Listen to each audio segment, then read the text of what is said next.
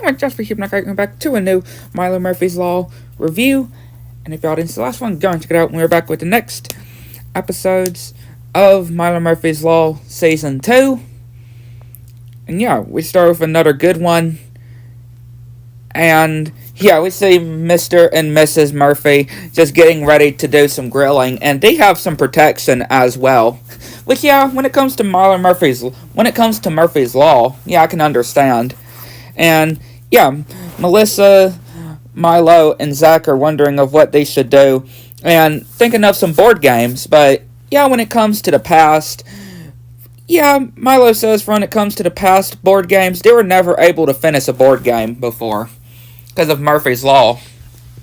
And yeah, they're trying to find some board games, but most of the things don't have anything in it that is part of it. And then they see Lord World, which it has everything except for the spinner, which it goes out of the garage. And then they're trying to find some dice, and they find a game, no dice, but it literally has dice. And that's all it has in it is dice. It's a game that's called No Dice, and it literally has just dice. And then a raccoon takes it, and it's that certain raccoon that it sewed before, which is pretty funny. And then they find these tissues and have an idea, which they create dice out of these, which are really clever.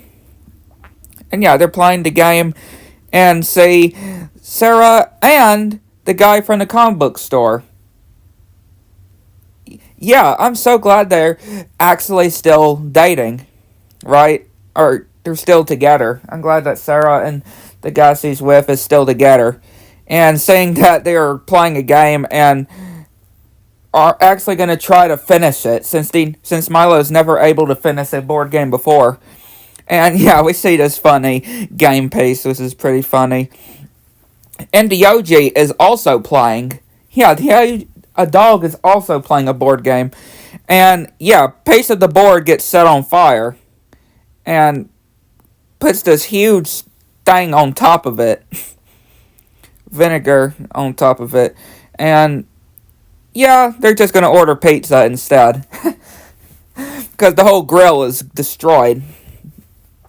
And yeah, the parents then see that Milo is trying to do the board game. And yeah, I wouldn't want those hot dogs they were before. Now they don't look much of hot dogs.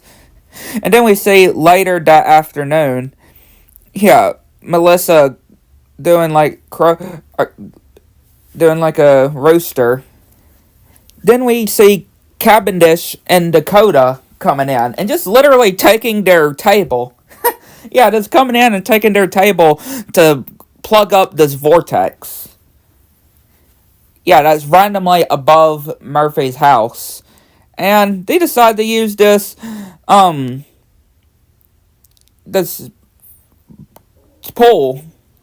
pool thing that you would normally use as a board or as a table. And yeah, Dakota saying of how Cavendish cheats, but they're gonna be able to join the game, which is really good. And we actually see, I always forget her name, but she came, the babysitter that we've learned, that Milo's old babysitter, she comes with the pizza, and yeah, of course, puts out the fire. And Doofenshmirtz just randomly in a bathtub just comes out in front of them and just goes down to the ground, which then decide to make their own board game. Yeah, or make the pieces of old different board games, and we get this cool song as well while they're building, and yeah, it's a pretty funny song, I can just say. And yeah, they're playing the board game and putting like a frog mask on this pirate island, which is pretty funny. And then using like these mousetrap kind of looking parts, which having to go back 700 spaces and having a dramatic moment with Sarah saying that Milo has to finish the game for the sake of all of them. And yeah, things end up going on, happening, and yeah, Murphy's Law happens, and yeah, having to protect the game board and trying to put something in front of the water, and they're almost to the end of the game, and the vortex ends up sucking everything and sucking the house, and they end up throwing the dice and getting sucked into the vortex in a really interesting way. And yeah, they managed to finish the game, and they're surrounded by these spaghetti monster creatures.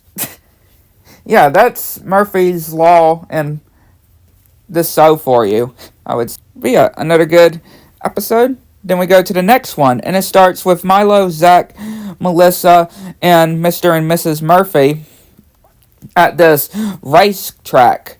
And yeah, Doofenshmirtz calls Mr. Murphy and talks about what is the yellow stuff and the lemonade, and or not lemon, and the refrigerator. And he was using it as shampoo. Using it as shampoo. Even though he says that's lemonade. And how would he know that what shampoo tastes like? And then, yeah, we see all these different drivers and pretty much doing this sponsor for saving llamas. For saving the llamas. And, yep, Elliot stops Milo. Because he says that he's a danger here. He's a danger at this race course. And we see Diogi being his first time there. And he's like, I wouldn't want to upset a dog. And yeah, we're seeing that they're going to choose somebody to drive in the car that would lead the other racers, before starting the race. And yeah, Elliot is really hoping it's him. And they pull out the name and announce that it's Milo that is actually able to do it. And of course, they're like, Milo? Oh no. They're like, this cannot go well. And yeah, Milo sees Elliot upset, and Milo being generous, he wants Elliot to go to be instead. And yeah, of course, Elliot very happy and wondering what kind of poses he should do for the picture.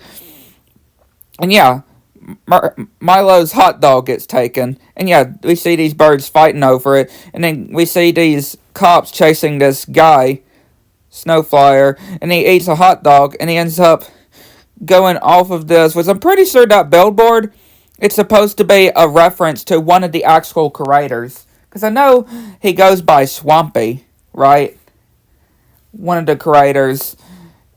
There's Dan Povermeyer, and then the Swampy guy that is known to be as, creator of Milo Murphy's Law and Phineas and Ferb. But I wanted to mention that on this billboard. And yeah, they're getting ready to do the race.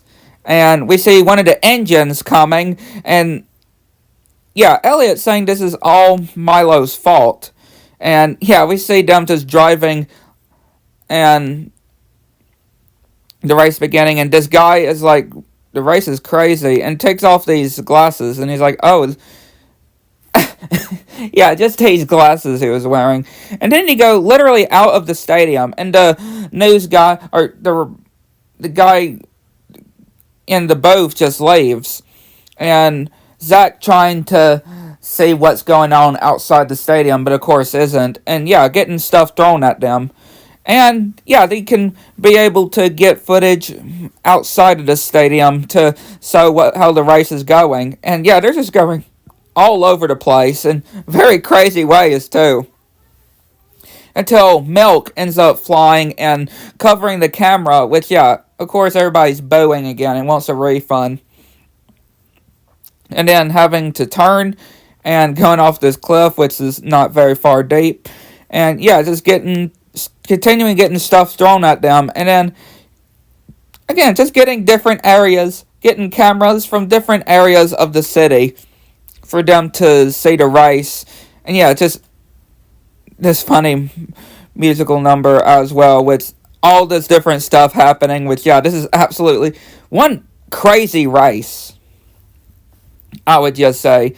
One absolutely crazy race that we just see them going all over these different areas, into the same spots too.